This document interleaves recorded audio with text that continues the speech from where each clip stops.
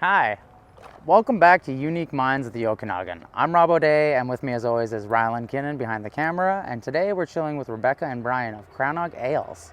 How are you guys doing? Great. I'm grand.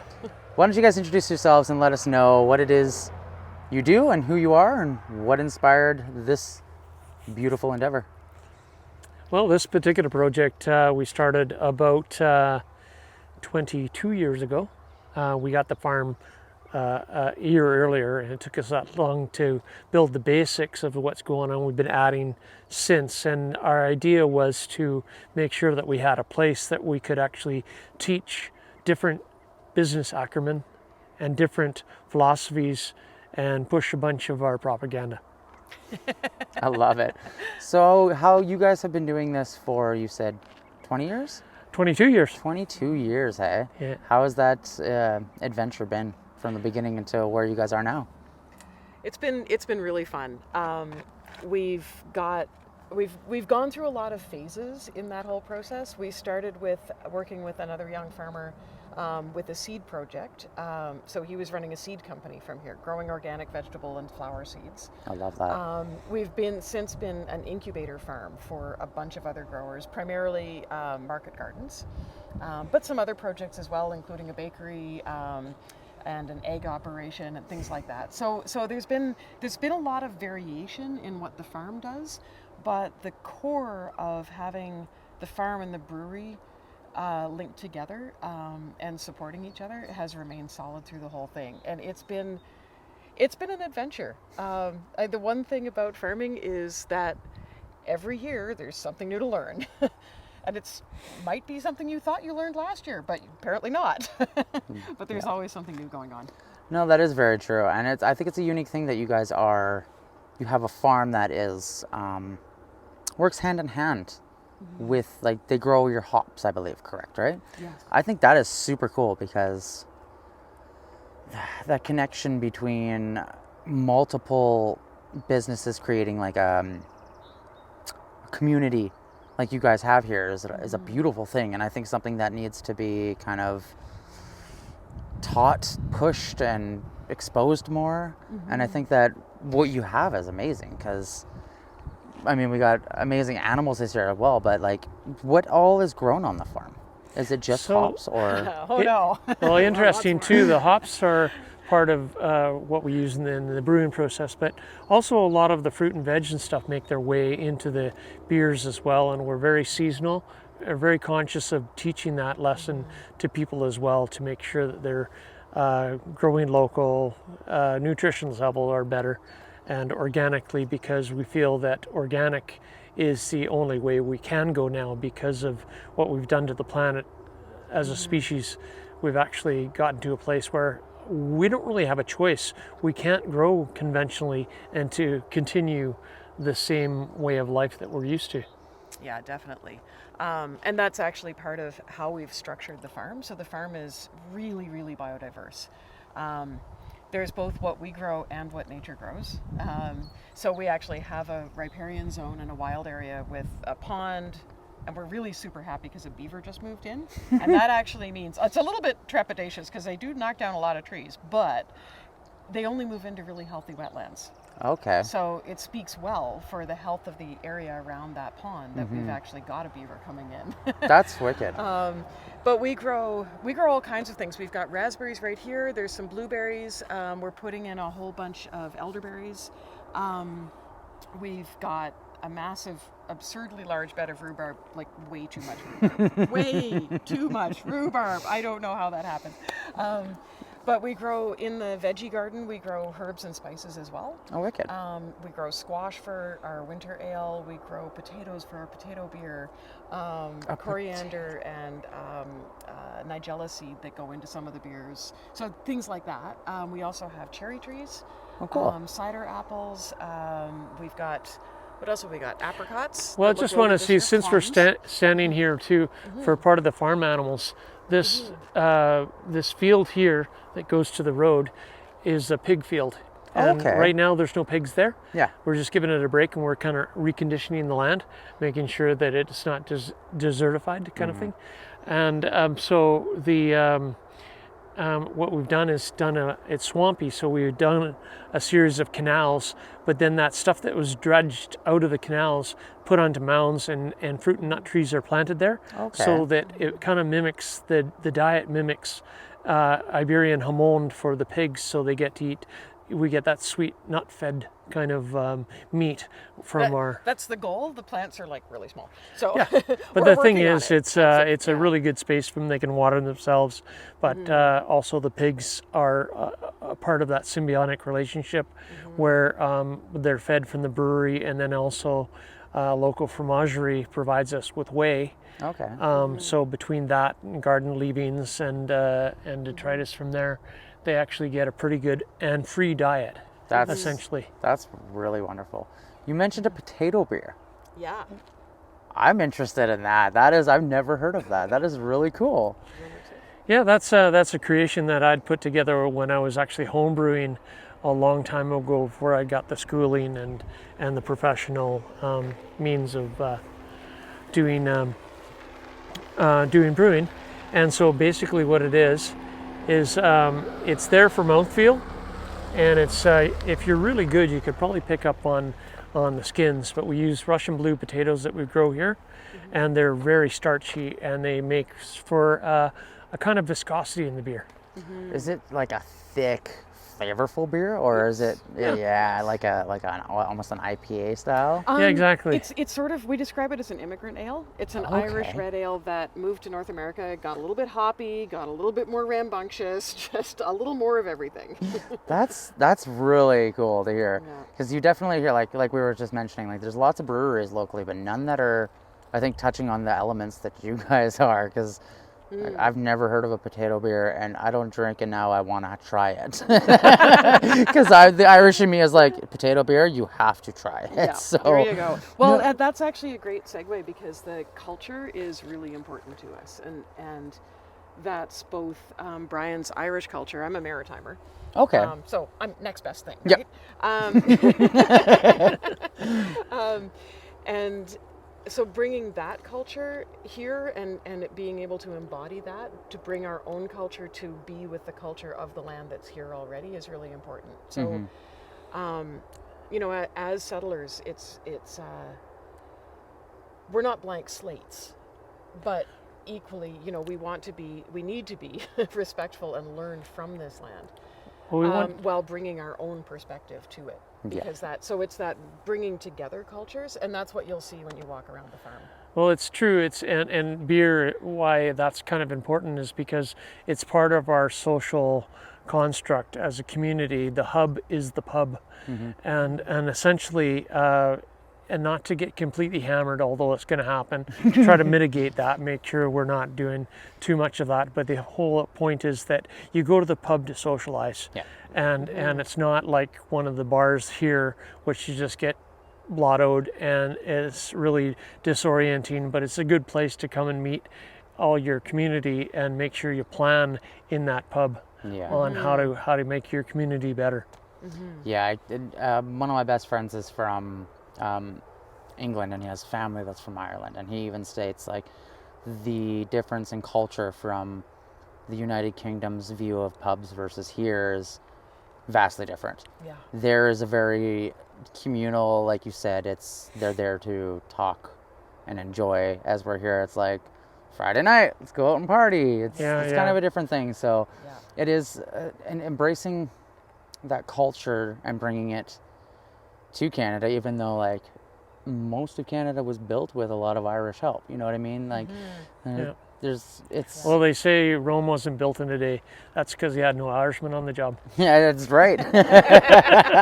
I love it. Well, why don't we take a trip through this amazing farm and see where it goes to? Sure. I'll let you guys lead the way. Sure. Yeah, you'll see a lot of, when we first got to this place, there was a lot of brown buildings. Yes. That can't stand. It's painted them, hey? They're canvases to me. Yeah.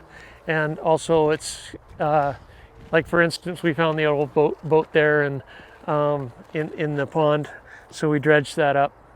And you found that boat in the pond? Yeah, it was pretty much dead. And then we just added a masthead and I love it. And That's of course, it's the Nancy boy, and there's a lot of pansies planted in it just to have. that's right, and like that's I love the sense of humor too.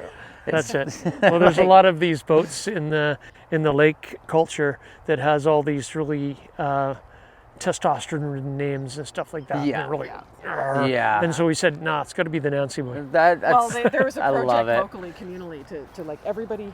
Let's go with the nautical theme locally, and we went, okay. Yeah, right.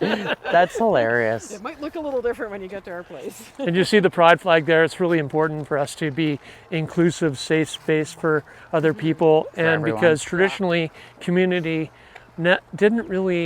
wasn't really exclusive. And there's a lot of people that were not welcome within that community. Yeah. I wanted to make sure that we had a place that was welcoming all types of people that come from our community, and that those people are part of it. I love that, especially with it being Pride Month. I think it's a beautiful thing to have up too. Well, and especially being, close to Salmon Arm, and the Shuswap has got a pretty solid right-wing history. Yes.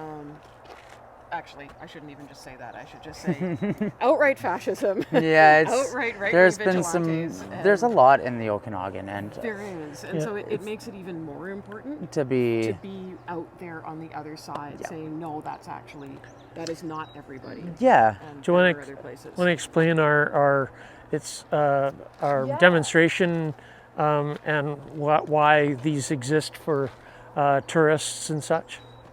I'm excited for this. Oh yeah, come over. I've got the microphone. So yeah, these are our toilets. This is the composting toilet project. So this is a really simple way of recycling human waste, making sure that we're not just dumping stuff down the drain. And that's sort of that's a big piece of what we're trying to do, is to take responsibility of everything that comes in and everything that goes out, and to try to be as conscious of what we're doing, but also to do the best with what we can. And of course, we all know the problems that toilets cause. And there's this great book called Humanure, and we're just like, what's that? And discovered that in fact, composting humanure is actually really simple. There are issues with doing it on a large scale, but on a small scale, it's actually quite doable. And I mean, obviously there are things that compost cannot deal with. Yeah. Right? But again, making sure that you deal with the outcome appropriately is part of that process. And just making sure that people understand that, they stop and think, like, instead of just going and flushing it and not thinking about anything, because we wouldn't want to think about it, it's yucky, actually stopping and going, well, what does happen? And is there any value to this? So the humanure that we've composted that comes out of here is not used on food. It is used around the farm, but it's on flower gardens and berms and edge areas. Top and dressing things like for that, cider top trees. dressing, stuff like that, where it's not going to impact food sources. Yeah. But it is still providing those nutrients back into the soil. And we're using an unbelievable less water. Oh, I can I mean, imagine. there's no water. Yeah. Except for cleaning out the buckets. Yeah, I can imagine. That's Yeah. it. And then the hand washing station is actually rainwater. Oh, wicked. So you're recycling. It's demonstratable. Yeah, That's the point. It's Oh, a way wicked. for people to actually look at something and go, oh, hey, We could do that's that. actually really easy. We could do that. Yeah, and I think that's. I really like that. That you're going about it that way, because collecting rainwater is something that a lot of people don't really think about. No, if they do, they just kind of look at it and go, well, I guess I can water my plants with it. But there's no reason not to, wash your hands, do whatever else with it, right? You can do so much with it. You can boil the water. You can do whatever you want with it. Yeah. There's a piece of philosophy that goes along with it too. So we're trying to show people how to do things, what seems to work for us. And the idea is with, especially environmental, there's a lot of fear-driven education. We prefer to walk towards the light and make sure that we show people how to do things and change people's minds through inspiration and example, versus all the bad things. We show them this is the good stuff that could be done. Yes. And want to make sure that we inspire. That's the most important thing. Yeah, and I think Rylan and I can agree with that. Our whole point behind this project is to inspire a new generation of free thinkers, of creatives, of the next generation of something. You know, Yeah. like we're in a weird time period where like the children nowadays are so focused on like Roblox and video games that they're not learning how to draw. They're not learning how to read properly. There's a lot of weird things. Tactilophobia.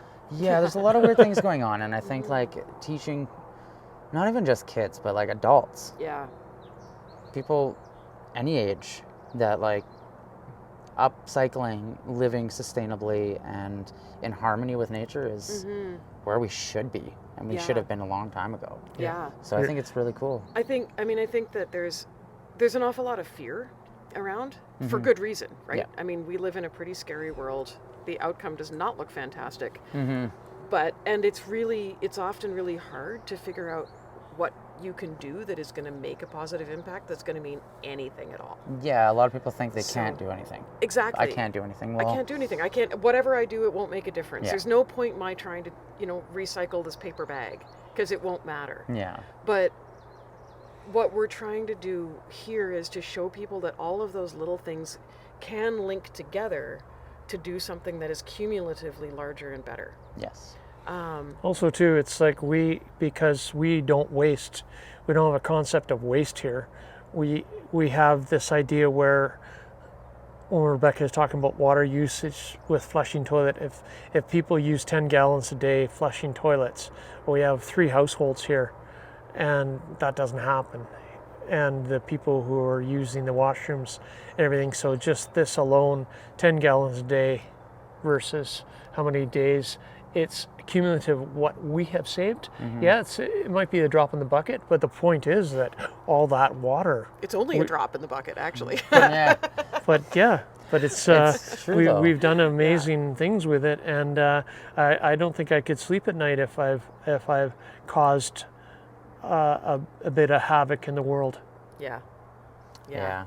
And I think like you mentioned, there's 3 households on the property too. It's not just like this is a how did you guys phrase it earlier? It's an intentional community. Intentional community. Thank you. I love that, because I think that that's something that we forgot when we started expanding, is like our regions, Yep. our little areas, our neighbors. Yeah. You know, like how many people don't know who their neighbor is anymore? Yeah. That's a scary concept to me, right? Yeah. So like it's cool that you guys have this community that's building and works together. Like you have a farm, you have the brewery, and then you have Dave that lives on property, who we just interviewed, and like he worked with the brewer. He's a chef. He helps. He understands the whole concept, and I think that's. I always use the same words always, but it's a uniquely beautiful concept that I think needs to be explored more.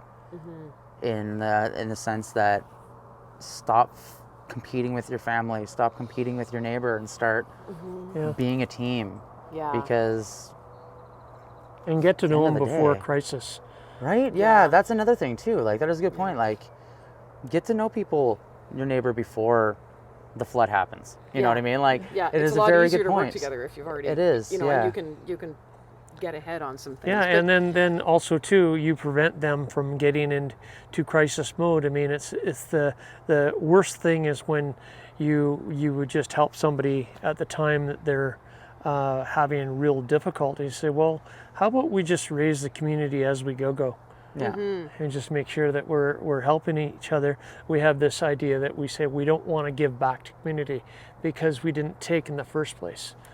we have I like our that. community mural up here. Maybe we Oh, should go and yeah. have a look Let's at hop over there. That's amazing. And you were mentioning that all the murals on site, Brian did. it. Yeah. This one had help with some people, though. Yeah. That's why I was thinking of this one, because this is our more The of a community, yeah. mural. Yeah. I love that. So this one is also, it also sort of shows off the community a little bit. It's like the little portrait of the farm. Okay. So this is our friend Patrick down here.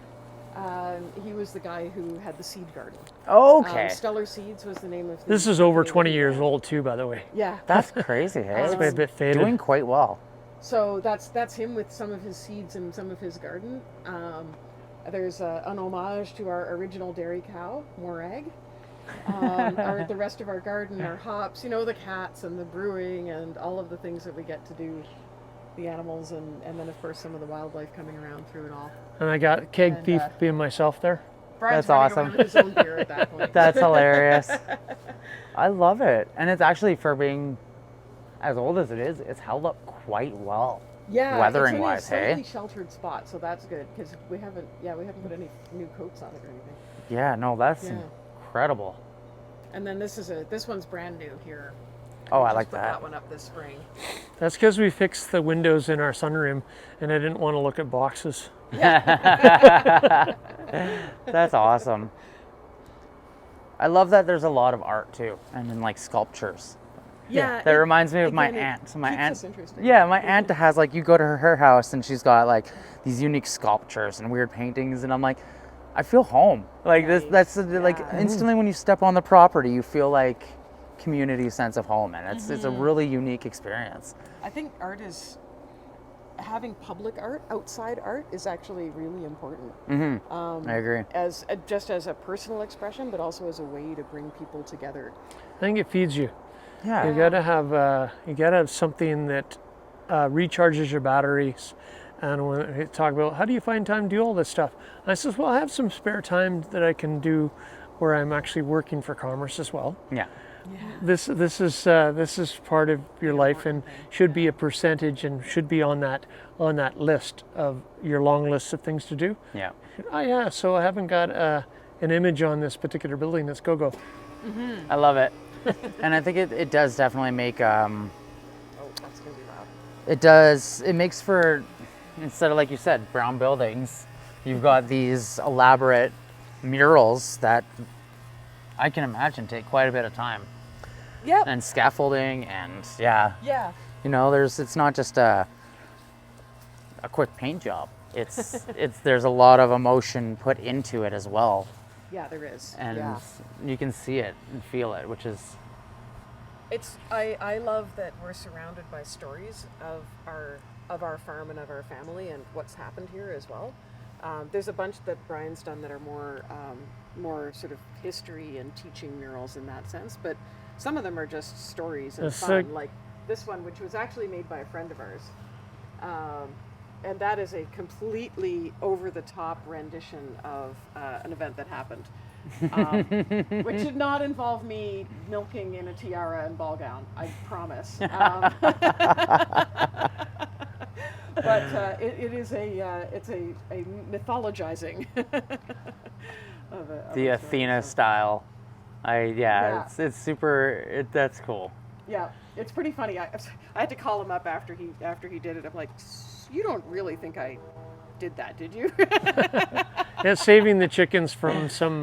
Saving the chickens from a marauding It's like a groundhog kind of thing. groundhog, actually, Oh, wow, I eh? do believe, yeah. Not rats. And being on a farm too, you deal with a lot of different things too. It's not just a brewery. Like a brewery has its own complications It's true. from dealing with brewing itself. I used to brew when I lived in Vernon. I did beer and trying to I did wine and beer. Beer is a total different monster. Trying to deal with beer is like, it's Oh, yeah. almost like baking and cooking. Like Mm-hmm. you can be a cook, but you're not a baker. Bakers are scientists. I feel beer makers are scientists. There's a whole lifestyle behind it, not just like throwing in elements. That's true. And boiling throw in it. the element of the farm as well when you have wild yeasts and things you have to control a little bit more, and you have to make sure that we have the white boots so they don't kind of wander off outside and back in to bring in all the farm detritus inside to spoil everything. Yeah, and that's another thing too, right? Like, it's all coming from ground, and you were mentioning that you use different elements in the brewing itself, from like fruits and veggies, and I think that's super unique. I think that why not use everything in the element? It's kind of like with wine in their terroir, right? Like where the wine is grown Exactly. has its own flavor, That's true. just like beer. Yep. Yeah, All I think that's and unique. everything gives its unique character to this. Even the hops, where we planted it, we got them from elsewhere, changed over the seasons and the atmospheric conditions and the chemical makeup of the ground, the soil, and everything like that. That plus conditions, and like you said, like every year on a farm's different. It's going to be one year different. tomatoes can be amazing, one year corn can be amazing, the next So year true. it's done. Like it does not grow. And any gardener will understand that, because it's, especially here in the Okanagan and yeah. the region we're in, where weather changes like that, you can go from sunshine to snow, and you're like, whoa, Sure. what just happened? And your entire growing season's gone. You're like, okay, great. Yep. So Oh, well. it does become a challenging thing, especially when you're, Well, the doing hops it. suffered because of that heat dome. yep, And then when the smoke came through here big time, they tended to get a bit asphyxiated. So yeah, I can imagine that that's been like challenging, that. especially the past couple of years with the amount of fires that have been Yeah. going on. yeah. Oh, yeah. Yeah, has that affected like the flavor, or just in general the amount of that you've been able to put out? It's more the vitality of the plants than the flavor Okay. of the hops. So when it's very smoky, the plants literally can't breathe. If you look at the leaves, they're covered in gray. They're literally suffocating. That's sad. And with the heat, some of the varieties are more heat tolerant than others, but the ones that were not just stopped growing altogether. And eventually, would try to put out a little bit of something, but they're not their normal selves. Yeah, and that's also difficult too. With how many different hops do you guys work with? Do you want to come and look? Yeah, definitely. Let's do it. Because I know that each flower, each plant, each vegetable has its own unique lifespan, unique growing conditions. One basil can grow differently than another one in the same soil, Definitely. same everything. So, Yeah. like gardening and farming, it's not an easy thing. And I like to hear that you guys like to. You don't think about the fire seasons unless it's happening, right? Like we forget about it so frequently because it happens so often that we have these major forest fires that are just blocking out our entire sky for months at a time. Yeah. That heavily affects the growing that we have in the region. Yeah. So I can imagine that has caused a hindrance in the way that you guys can produce in certain seasons. Oh yeah, it definitely does. I mean, everything suffers, whether it's, again, like you were saying, certain things in the garden just don't grow. Yeah. Some of the trees they won't flower if it's too hot, or they won't get pollinated properly, so Yeah. the tree fruit suffers. Bees too. If it's too hot, the they bees- won't go out and work. Yep. And this cold spring, the honeybees were really affected by that. That's Fortunately, we've got lots of native bees, and the Oh, native okay. bumblebees actually they'll fly rain or shine. Okay. They're nowhere near as fussy. But the honeybees were grounded quite a bit in the rain. They don't like that at all. Yeah. So some of our trees didn't get pollinated very well. A lot of our planting included bee gardens as well. Okay. Making sure we planted a lot of food for the bees I was gonna ask specifically. Yeah. if you guys do like have beekeeping on site as well. Yeah. Actually, we just lost some in November, Oh, but 2 weeks we're gonna get more, that's awesome. and they're usually right here. That's Buried in the long grass, which wouldn't be buried then. and I think that's what, like, the sustainability here is. It's beautiful. Like it's what I've wanted to see my whole life with our region, because our region is perfect for this. Mm-hmm. Yeah, it's a question of finding a spot and finding some people to work with, and then learning the land. Yeah, and that teamwork. Yeah. I think that's the main thing. Like anyone can try and start a dream, but it actually takes a team behind you and working with you hand in hand. Yeah. Whatever you're doing, whether it's creating a business, creating artwork. Yeah. So when Totally true. we usually, a lot of times when we start the tours, it'll be at the compost pile, Okay. which is part of the symbiotic relationship with the farm that we're talking about. So many different examples here. So the sheep here, we do actually put them in the hop yard. Okay. And when the hops are taller than they are, and so their job is to stake all the leaves off, keep the downy mildew from coming up, and it's good food for them. And then there's direct application of manure, and then also the manure that comes from here gets composted, and we put that on our hops as well. That's wicked. You can see the hops right here. Yeah, I'm just like, I think it's so cool that you guys let the goats out. I'm like, since we got here, I've been obsessed with the goats. Yeah. So these are. I've never actually seen them grow before. Yeah, they're really cool. They'll grow from the ground to the top of the trellis over the course of the early spring. Oh, wow. So right now, do you want us to hold that? Oh, no, good. Okay. So right now they're racing for the top. They need to actually get to the top of the trellis by summer solstice. Oh, wow. They're day length triggered. So when they get to the top of the trellis, that's when, or once I shouldn't say when they get to the top of the trellis, it's more that when summer solstice happens, that change in day length will trigger them to put out side arms. So right here, they'll actually put out Start growing more? Yeah, long side arms. And those side arms are what they'll put their fruit and their flowers on. Okay, and that's what the hop is this is the flower. The hop itself, it's actually, technically, it's a cone. So it is the seed-bearing part of the plant. Okay. The flowers themselves are these little teeny tiny insignificant yellow poofy things. Right, it's always yellow too. Yeah, yeah. Well, they're wind pollinated too, right? Which is part of the reason they want to get up, because they want to get lots of wind. So we want them to get as high as they can. So we want them to get to the top of the trellis by solstice. Okay. So to that end, every spring when they come up, they're perennials. So they come up, about 40 shoots will come up. Okay. And we'll cut off a lot of them. And you can see here, we've already done a lot of that pruning. And we'll have to do it again. And then we just take 2 or 3 on each string and twine those up and cut everything else off. Okay, so the plant concentrates its energy. I like the way you do that. So it's a vine. It creeps on the ground. Oh yeah. Okay. And if you feel it, feel that here. Oh yeah, it's got that fuzzy. It's going to start rooting. Spiny things. Yeah. That's going to start dropping roots eventually. It will start dropping roots, but also those spines are what help it to hang on. Yeah. Right. That's so cool. If it runs around you. And actually, here you can see where this one's starting to offshoot. Trying to put out little side arms. That's so cool.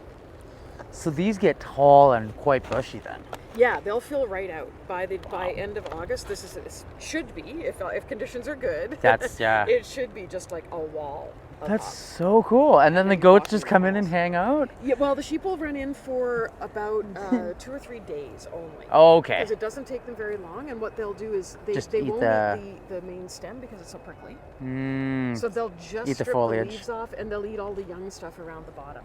So that's wicked. Just doing that sort of pruning job for us. So we don't have to do it. Yeah, they're your staff, the pruning staff. Exactly. I love that. That is the one wicked. They love the hops. I bet. So actually, when we're harvesting in the fall, we'll cut the whole vine down, and then we pick off all the hop cones by hand, and everything that's left, so lots of vine and lots of leaf, we'll throw in for the sheep, and the sheep will strip all that off, and then everything that's left after that goes onto the compost pile. When it becomes a wall too, a lot of times we'll have art shows in here, so we'll run a cable at eye length or eye height, and we'll put things on there, and it becomes the art wall. That's super cool. Yeah, I love that. Yeah, it's pretty fun. They're a really fun plant, and we grow 16 varieties of hops right now. Oh wow! Including one that we found here. Which one's that? It's called Sockeye. So we named it after the salmon run. Okay. Of course. That's so cool though. And we found it the second year we were here, growing in our wild area. Sort of taking a little stroll in the fall and went. It looks healthier than our stuff that we planted. Right, and that's kind of interesting too, because that, pardon me, has its own flavor. Oh, absolutely. Right, so like you have a distinct flavor that no one else has unless they have this exact yeast. Yeah. That's Well, really cool. it must be said too that the name sockeye is because in the States they have one called Chinook, and we thought, well, we have our local fish, let's call it after that. Right. And there is lots of different types of hops out there, like Oh yeah. Hundreds. so many. There's a couple hundred at least. Yeah, and trying to like memorize them. There's a handful that are used and that everyone would know. The main like 7 hops that are used for typical beers like Pilsners and IPAs and stuff. But Yeah, there's When you lager varieties. yeah, the lagers as which well. we actually had to start with when we started here because they're certified organic, but they had no certified organic hops of ale varieties that we could actually use. So we had to plant out our own and grow them out through the 3-year certification process to make them certified organic. And then I could change back to proper recipes that I knew using the ale varieties. And also that. too, a lot of the organic hops were coming from New Zealand, Germany, and England. And then so basically we said that's too well traveled for organics, kind of defeats the principle. So we want to make sure we grew our own, and they've changed and they've taken on those terroir flavors that we were talking about earlier. Yeah, and I was gonna say that it would, because if it's perennial, it's coming up every year. Yeah. So it's naturally gonna adapt to the climate by the third, fourth year that it's grown, and then be susceptible to hit the top of it by August, kind of a thing, right? But our weather this year has been like, it's raining right now. And it was extremely sunny yesterday, and when driving out here, there's still snow on the mountains. Yeah. It's June. I've never seen that in my entire life, that there's still snow on the mountains in June. Yeah. We should be like 36-degree weather on the beaches by now. Like our climate's changing, and then these are going to have to change, which is going to in turn change the flavors. Adaptable. Right? Exactly. And that does that scare you guys at all? Like, do you worry that maybe one day that will affect it in a bad way?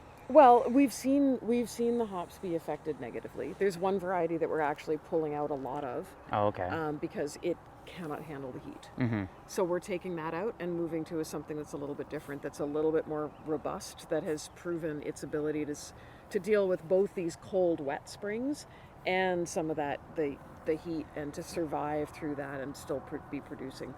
So we're switching things up a little bit, but we're also growing more other things. Like we're growing more herbs, trying to use some things that maybe, so we're not as reliant on one kind of crop. But the thing that I do worry about is that pests and diseases change. And if our plants haven't been accustomed to being up against those diseases, they can be very, very vulnerable. And as an organic farm, it's not easy to just call somebody in to take care of that either. Like, the plants have to be able to take care of themselves in an organic farm. It's not just like you can call in an organic pesticide guy and he comes and takes care of it. No, because this is food. It's not plants. Yeah, exactly. So we have to be even more vigilant about taking care of our soil, so that the soil microorganisms are as strong as possible. Yeah. So I think that's the big ongoing learning right now, is how best to feed the soil and how to really continue that process. And it's always an issue with perennial crops, because you can't. Having said all that too, that we do have people come by, and we do get people who are doing new studies, new sciences with organics and that, and they come and work with us, and we say, well, look, come here. And people starting out, like they're entomologists and things like that, who's come and worked with us. We have other people who are putting together those compost teas and all these different ways and better ways of growing. So we're trying to be part of that community as well, of farmers. And on the way in, you saw the cabin. Well, that's an apprentice cabin basically. So we have people come and learn how to do things here, and they teach us as well. Because it's a two-way street, right? So you have people come in and will help you work on farm and learn the techniques. That's really cool. What we know, and then usually it winds up being a trade, because they've got skills from somewhere else. Yeah, that they learned from grandma or something, right? Yeah, or other organic farms or whatever. So there's always lots to learn. One of the things that Brian was just talking about was the compost tea. We were looking at some of our hops last year in the heat dome, and we actually had a soil scientist who works on organic farms specifically, who came out for I think he was just here to buy beer actually. Hey, so what's going on? So he wound up actually doing some free work with us just to try, because he was really curious, and he said, well, your soil's fantastic, but your plants aren't getting the nutrients that they need. So that means that it's a bacterial, it's a microorganism issue, not a chemistry issue, which is one of those ways where organic farming is different from chemical farming, right? We're not looking at just the NPK in our soil, we're looking at the whole soil food web. And so he said, well, you know what we need to do a 72-hour compost tea with these ingredients, not that other set, but this set of ingredients. Because at 72 hours, you're starting to breed protozoa, and the protozoa will feed the rest of the soil food web, which will then enable the plants to take up the minerals and nutrients that they need. Oh wow, yeah. So it's goes like right. moving way down Yeah. the line and feeding that, but then you're building this robust, invisible system. Mm-hmm. And it's like spooky magic on one level, and it's amazing to me when we look at those relationships in the soil and that the land and plants have with each other. I don't know. I find it really inspiring for what we can do living in that system. Oh, 100%. Right? I mean, we talk about how nature's over there, but nature isn't over there. We're part of nature, and so we have to start living like that and recognizing, you know, the role of protozoa in our bodies. Yeah. And that we're part of that system.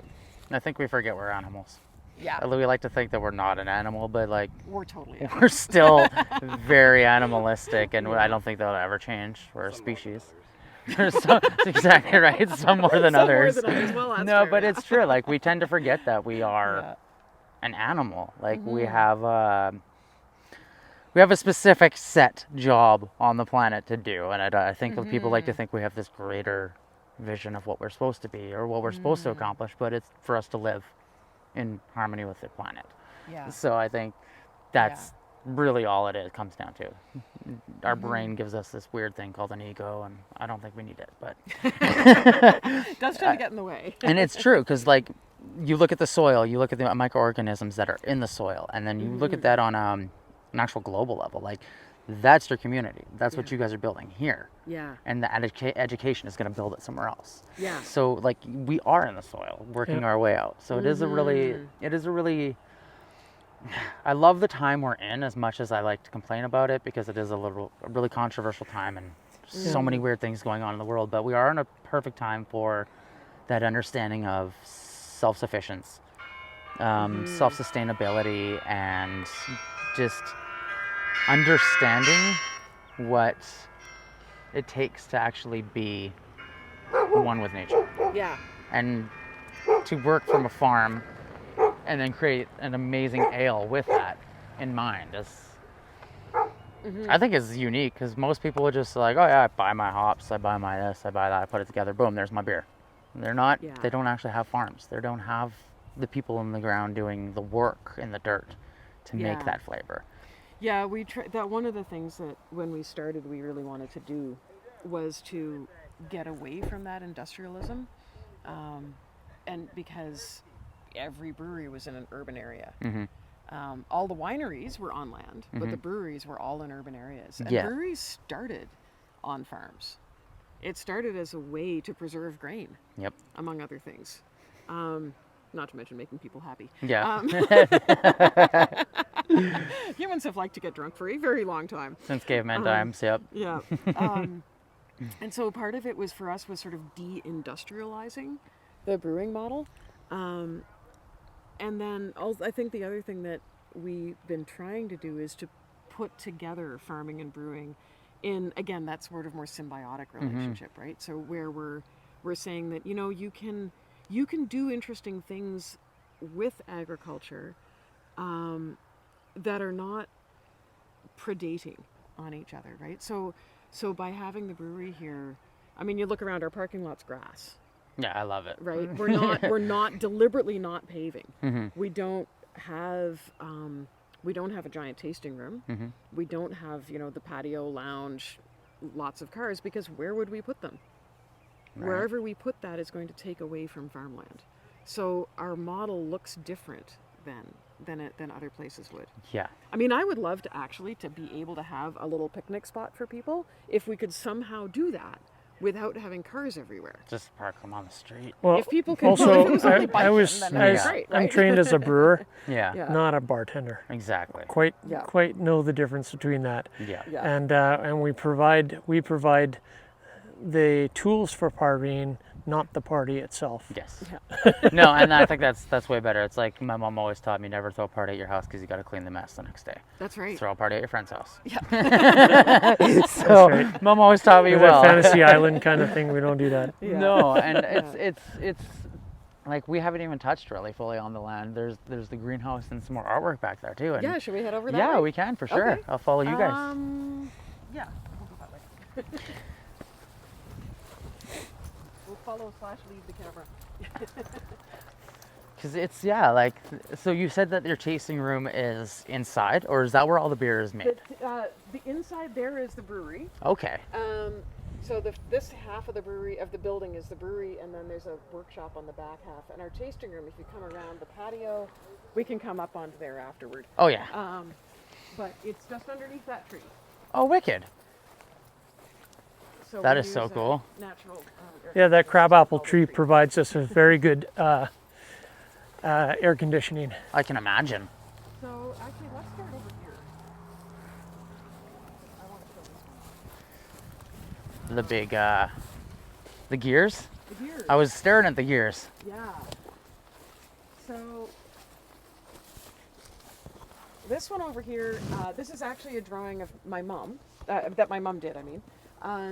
She was the illustrator for our family magazine, Okay. which was called The Ram's Horn. I love it. And it was a journal of food systems analysis that my parents put out for 30 years as a monthly magazine.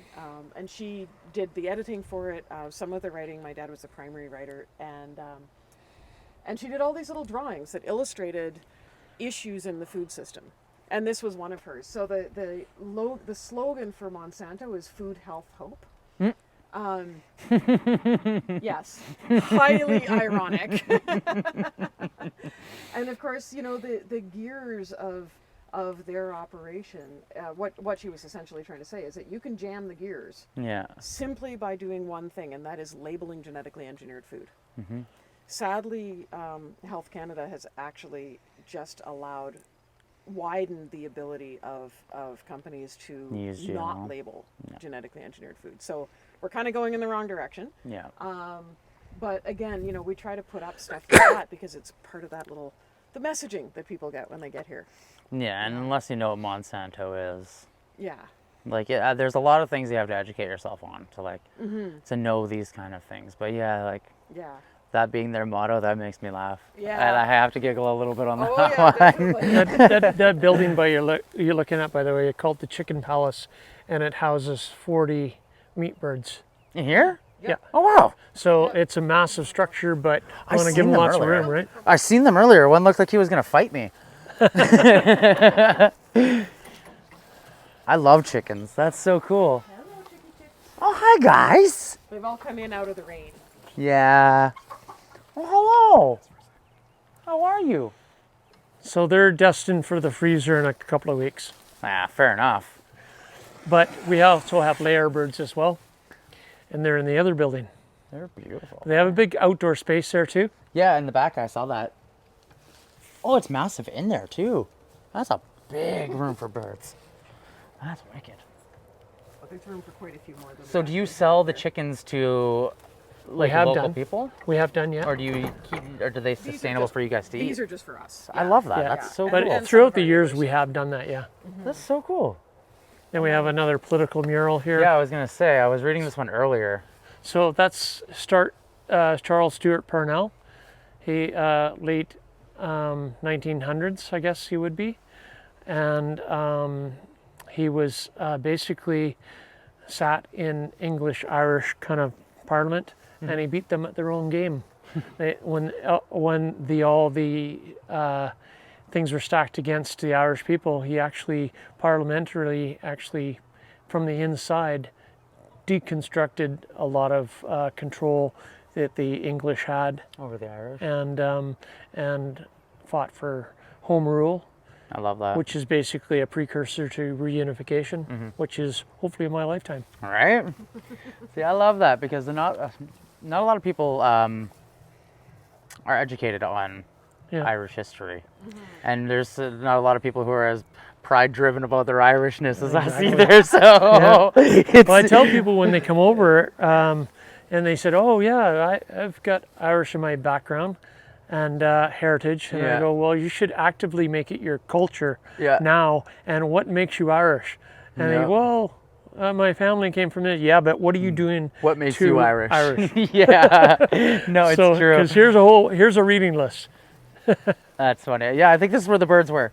Yeah. For, So these chickens. So these live are the in this part layers. of the orchard Yeah. Right now. We're actually just building them a little chicken tractor to move around in the garden. oh, cool. Like one of the Yeah, right there. You can the frame kind of you things. can see it actually. We're using some old canopies Oh, perfect. that were not good enough. Give them fresh grass all the So time. that'll give them some fresh grass. Yeah, all the I time. love We'll that be able to concept. put them in last year's garden spot. So Okay. we've got sort of two halves to our garden.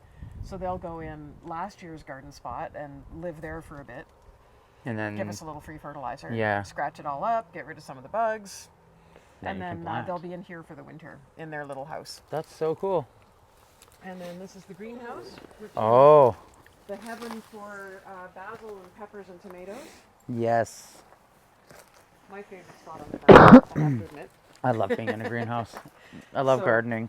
This is So your peppers, do you use them in Oh boy, off the plants. the brewing at all, or is No. it just strictly for the farm? this is just food. Okay. Yeah, nothing but food.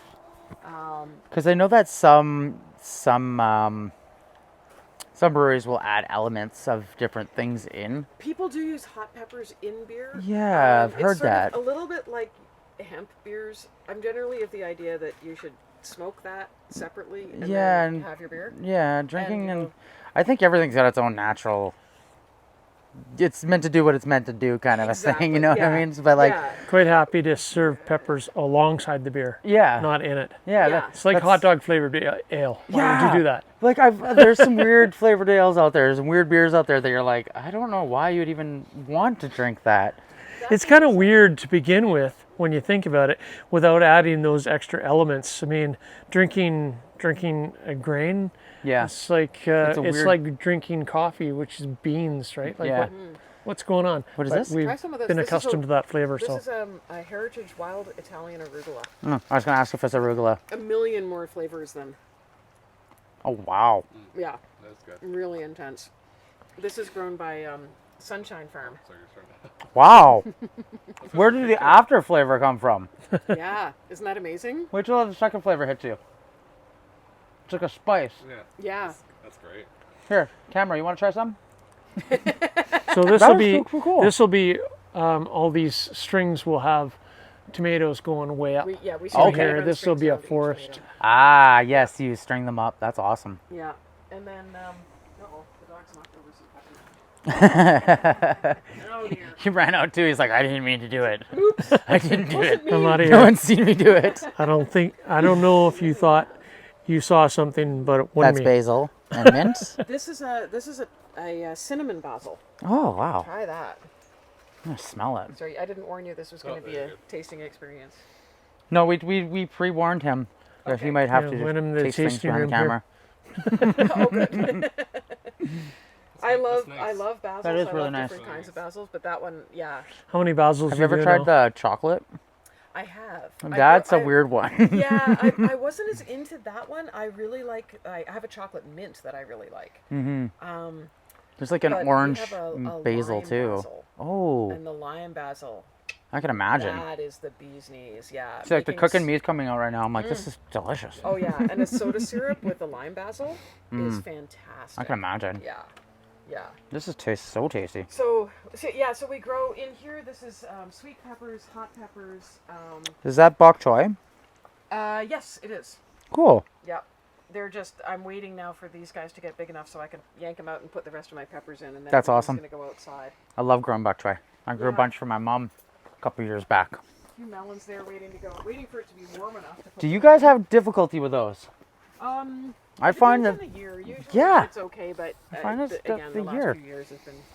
And even that heat last year, you'd kind of think, oh, melons like heat. man, they need more water Not though. that much. No, Yeah. that was way too much. 40 degrees is too much for anything. Yeah, yeah, absolutely. And Anything. I had a few in the greenhouse, and they didn't like it at all. No, I can imagine Nothing it would have in gotten there. hot. Yeah, It's got really good airflow through that though for a greenhouse too. Yeah, it does. It does. So, and we also grow peppers outside. Mostly, those are Hungarian peppers that we use for making paprika. Oh, So- cool. And that's just me doing things on the farm. because right, I couldn't I- stop myself. And So- I think that's the cool thing. Like you have this idea like we're gonna create ales on a sustainable farm, and then all of a sudden all these million ideas start to come, right? And then all these Yeah. you've got Yeah. then you got fruit, and eventually it'll turn into something else. Do you guys ever see yourself progressing into something else other than just ales? Well, we do. We have made some forays into drinks without alcohol because we want to be inclusive for a lot of the dry reserves around here as well. You say, well, because they need some help with doing functions or something like that, and we said, well, we'd like to provide the beverage for that and help you guys out and help ourselves out for that matter because we're part and parcel of those guys. So yeah, so we've done that a bit. Dave actually, whom you were just interviewing, he had a soda business here for a while. Oh, wow. And so he would go, it was kind of cool because he would go at the farmer's market, he would have set up beside us and use our soda water that we make all the time anyways. And so he'd take a syringe, and I was trying to get him into wearing a lab coat and everything like that, just to ham it up, Just right? for fun. And just, have the syringe, because he does use the syringe and throw in, actually it's soda water first, syringe of fruit juices that he made from the Syrups, yeah. leavings Oh, wow. of the farm here. That's awesome. Yeah. So we'll get back to that sort of thing for sure. We do And play with it. We haven't been doing it on a sort of production. we work with a guy who makes barbecue sauce Oh, with our cool. stout, also mustard with our stout. And we're working Wow. we're working on doing cider and malt vinegar. And then I know that I've seen your guys' logo in at like certain events, but do you guys like sponsor events locally as well? We definitely participate in a lot of events, yeah. So Roots and Blues, we're one of the providers for beer for the Roots and Blues and the Bluegrass Festival. Salmon Not safe the kind of Armstrong things Metal as well. Fest yet, though. That's awesome. We though. haven't done the Metal Fest yet. Armstrong? Yeah. We can get you on Just that one. saying. We can get you on that one. Jesse, if you're listening. We're actually interviewing, we're going to be doing a feature on Armstrong in the next couple weeks when they're doing their things. Oh, great. Yeah, that's what I love about our community is it is kind of, doesn't matter what element you're in, whether you're in music, you're in making beer, you're in film. It all kind of like works together. You eventually find this one core group of unique creative people that are just kind of like all subconsciously know each other through different people. You know what I mean? Absolutely. Like, Yeah. so it's a I think that's what I love about the Okanagan and like the creative arts community in general is because we're so extroverted. Yeah. We were always going out and meeting people and shaking hands A and lot of meet networking people. happening. Yeah. It's Mutual just like who are the people in your community? Who are the people in the village? As I like to say, well, who has different things to do? When we first got up here, we made sure that we hooked up with bakers and hot sauce makers and cheese makers. Things so. We don't have any friends up here yet, but those are going to be our friends. Yeah, those are our friends. Yeah, and that's to pair up with other companies like that too, right? Like cheesemakers, like that's actually not bad. Have a local chef with farm foods and local beers. Like that sounds like one hell of an event to me. Oh, yeah. So Absolutely. like that's absolutely incredible.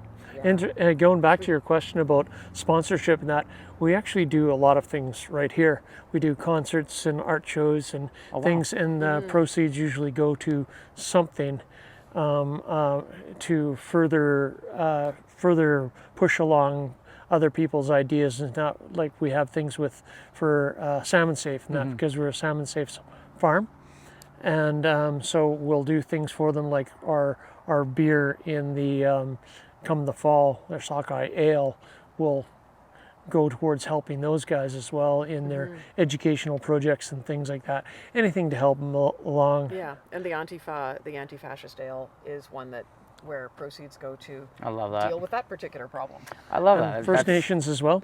We do a lot of fundraising for First Nations and growing some extra. When we grow extra, we make sure that those guys Always feed get the that. elders. Yeah. In fact, we had a native run half of our garden a couple of years back. They were just said, "Look, here's a plot of land. We'll get it all ready for you. Go to town." That's awesome. And it was really cool having all those guys working there and feeding their community with the stuff that came off that. Yeah. Very Again, much. it was a gift to be able to do that for sure. Yeah, well, I mean, they let us hang out on their land, so Yeah. I said, yeah, well, Least you we might as can do well. is Right? say, And this is actually your land. that's another thing too, right? Like I think that there needs to be that teamwork globally, because like there's just so much division. Like even pre-COVID, but the COVID definitely separated everyone to the point where like friends don't even want to hang out. And it's, I think getting that, like you said, a village is what we need to bring back. We need to be less global and more communal. Yeah. I think that's where we need to like backtrack a bit, take a couple steps back and stop trying to jump to the next, like we're like the teenager who wants to be, or the kid who wants to be an adult. Yeah. We haven't even gone through the teenager stage. And we want instant soup too, right? Yeah. It's not, that's not how the world works. No. Yeah. I think it's the culture. I think we live in such a young culture. North America is still. We were talking about this with a recent interview. She's from England. And she's like, there's buildings there that are double the age of Canada, if not triple the age of Canada. And I'm like, it's very true. We're still so young. Yeah. We still have such a gap to get through before we get to that point where I think we'll be sustainable, self-sufficient, and working with everybody. We're still like the teenager who's like got the spiked hair and all like the pain, like the punk rock kid who doesn't know who they want to be yet. That's how I look at North America, is we're still trying to figure out who we are, where the rest of the world is already, graduated from college and got kids, and we're still like, hey guys, it's cool. Yeah.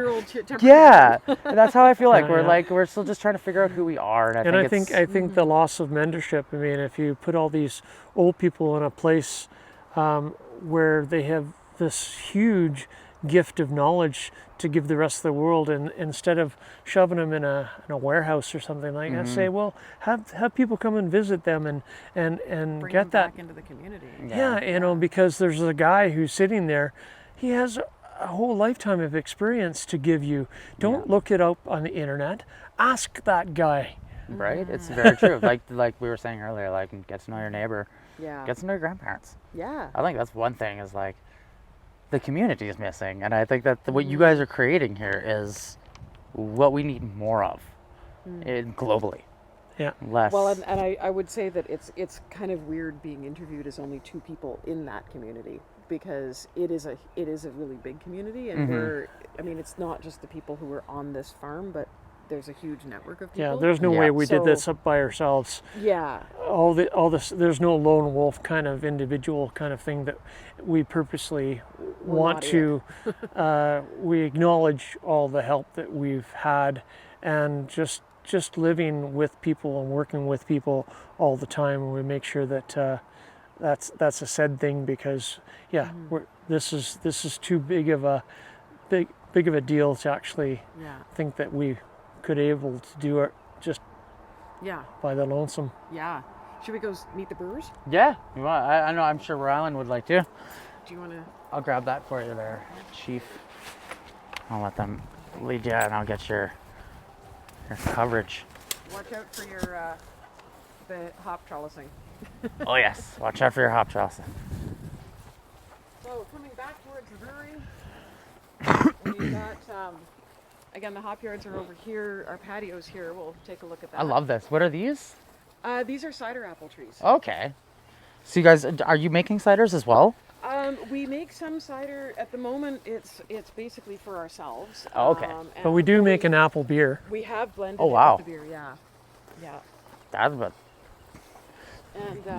But that's also a really unique aspect to being a brewer. You get to pick and choose what kind of flavors you want to put in. Yeah, that's right? how I develop my recipes. When it's really good, when something's doing really well, we're talking about ebbs and flows of different years of farming. Yeah. And so you have something that's just amazing. Well, that's going to go in that beer right now. Yeah. And so, it'll be 1 year we had multi-years we had excellent cherries. Okay. And so they making their way on the beer, and people, it's like crack for people. It's just out of control.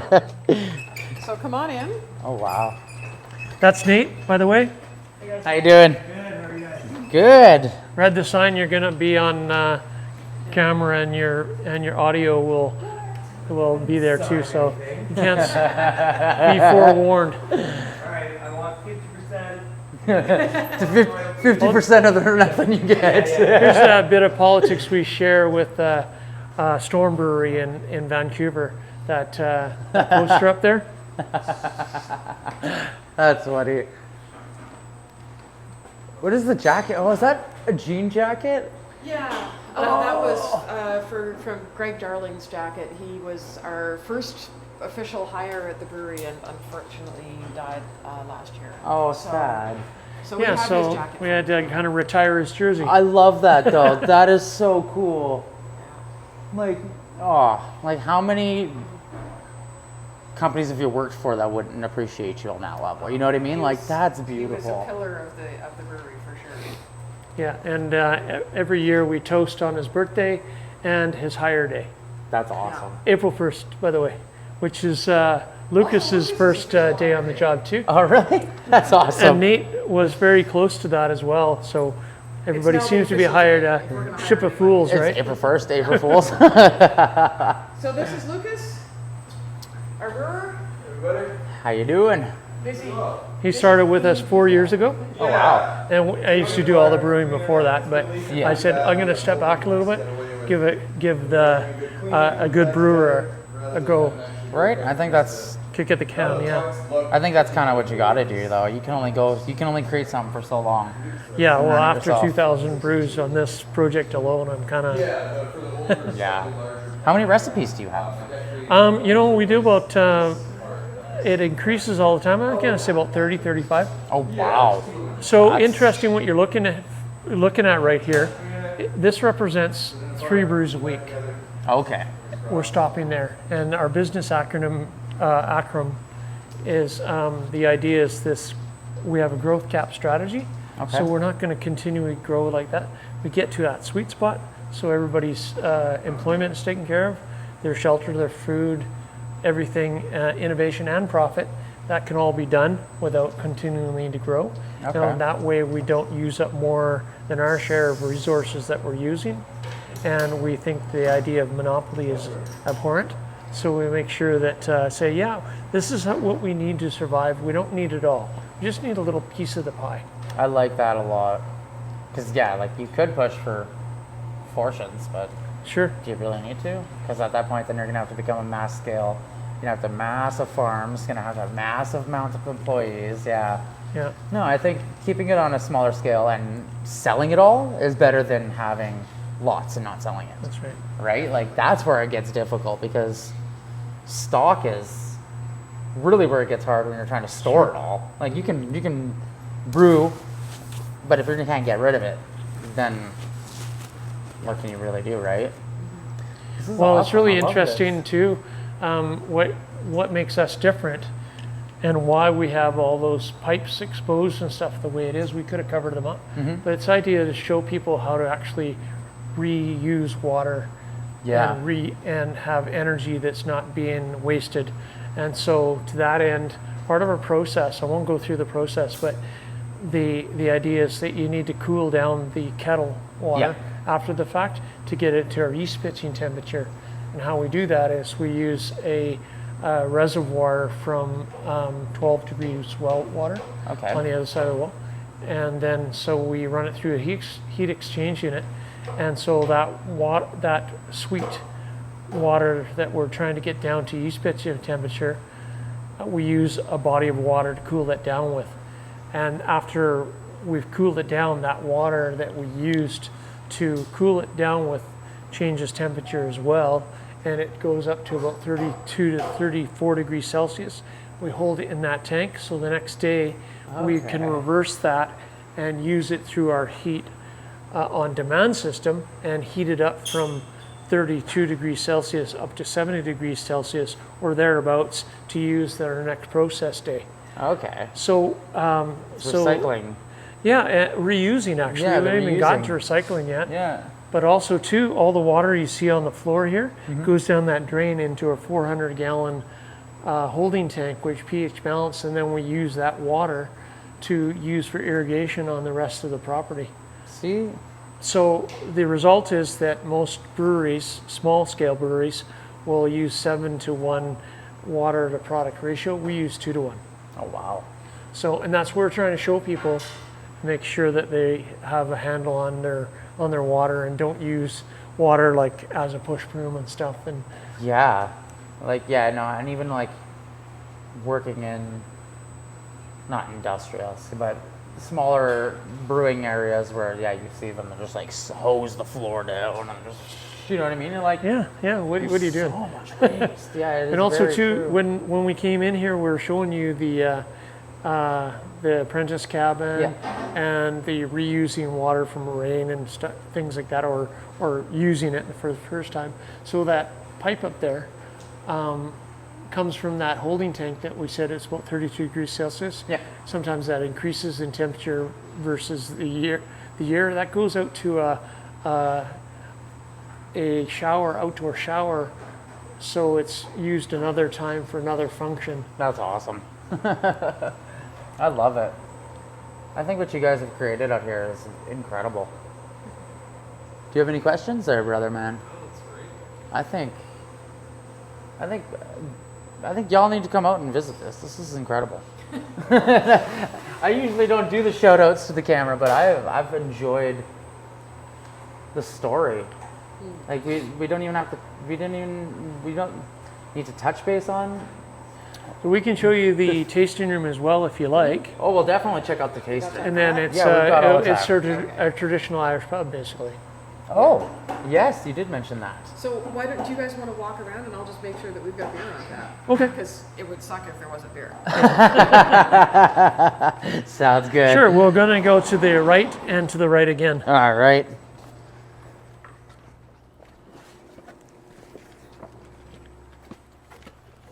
The mural that you're going to come across right here, just a mini mural. It's basically, this one was in response to the people who are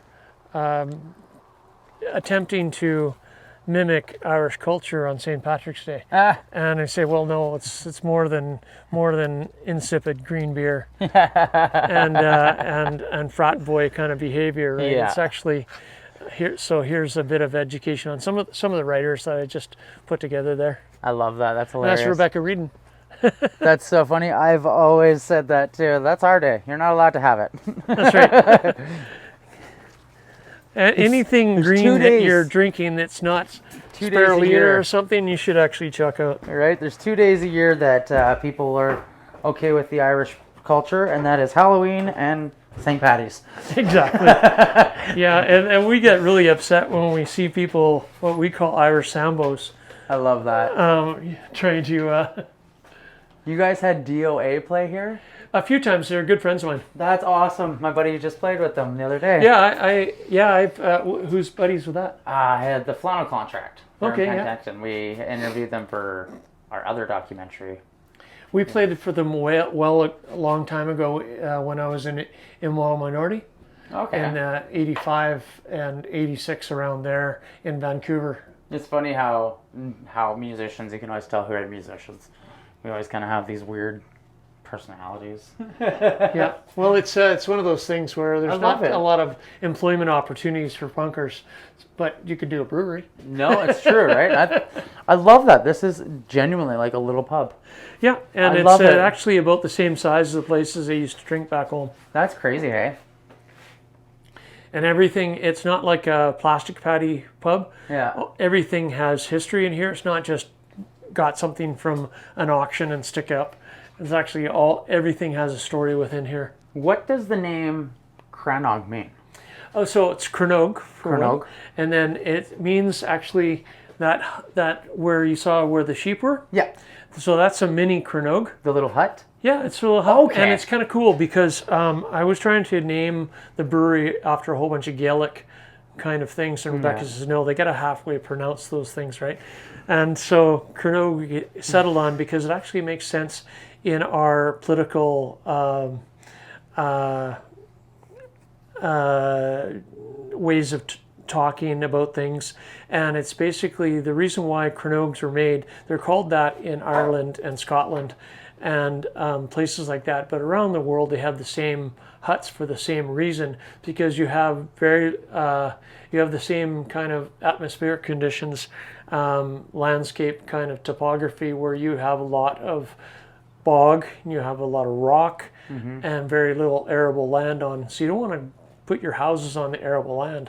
You want to put that offshore or into a bog, saving all your agricultural land for growing food on. So it kind of opens that microphone up for us to start, launching into some really decent propaganda for some people. That's awesome. I love that. And they're about 30 feet wide usually. Oh, wow. The buildings The themselves? actual Cranogs, yeah. Wow, eh? Interesting enough, when you say Cranog, so that's the way that inflection they say that in Scotland, but actually in Ireland it's a bit of a slang. If you say Cranog to somebody, if you go to order a Cranog from somebody, you're talking to a bartender, and if it's a male bartender, you basically are asking for a young fresh wood from them. So a little bit different thing you're expecting from getting maybe you won't get Careful where you're saying the words. If you're in Ireland, make sure you're saying it properly. That's right. That's awesome. That's cool. The Red Branch. Red Branch Irish Ale. I've got to put these on. Oh, there they are. I am blind as a bat. Backhand of God. I love that. Here, I'll hold that for you, brother. That is the red. The second one is not The Backhand third. of I'm just gonna God. move this. That is a wicked That's name. there. This is Tondel. Okay. Do you want to explain some? Sure. My laughing gear's getting a bit tired. The Red Branch is actually our very, very traditional beer. It's a classic Irish red, very mellow, very malty, very smooth. And it's all about caramel malt, not very much about hops at all. Do you want to taste them? Yeah, I'll try. I'll take the camera there for a minute. And I brought you said you don't drink, so I brought you some blackcurrant soda. Ooh. I don't drink because I suck at it. I'm probably one of the only Irishmen who will openly state I suck at drinking. I don't know when to say no. That's okay. I don't drink a lot They're anymore both either. I just don't know when to say no. They're the same. Oh, they're the same one. Yeah. Okay. Obviously, just for streaming purposes, I'm only allowed to have a small sip. Yes, of course. Sample, but- Yeah, we'll just keep pouring fresh ones. Brian, I'm going to swap places. It's only if I show you. That's really good. It's only if I show you drinking. So really interesting. You won't be able to find this particular type of ale in a lot of places because what happens when that recipe comes across the water, they will overhop it, and then the caramel is the star of the show basically, and you don't want to mess with that. I mean, you can, but no, you're not getting a good traditional Irish ale. Is that where I've seen your guys' beers? The Barking Parrot? There's a place that's part of the Okanagan Festive Ales. They do Penticton, yeah. So we're a favorite there. We're obligated now to show up. Yeah, my Every brother year. probably would agree. My brother is big on beers. Right on. Yeah, he loves all different types. This is delicious. What is this? You said this was? That is the Red Branch Irish Ale. No, the Oh, top. sorry, that. Yeah. Sorry, that is a blackcurrant soda. So It's delicious. Blackcurrant syrup and our own soda water. Wow. Yeah. That's actually really delicious. I love blackcurrants, so Yeah. we love blackcurrants. That's awesome. What did you Here we think? go. Yes. Sounds good. I Just guess. making sure I had these I guess labeled. here. Yeah, probably. That's amazing. go. Well, I want to thank you guys for having us and telling us your story. It's been absolutely incredible, and I feel like I got to go through a journey in almost a different part of BC that I didn't get to because I've never actually been out here. Yeah. And then to come and see the farm is absolutely incredible. So I want to thank you guys so much for having us. You're Thank more you. than welcome. It's a total pleasure. Awesome. And we will see you guys next week for Unique Minds of the Okanagan.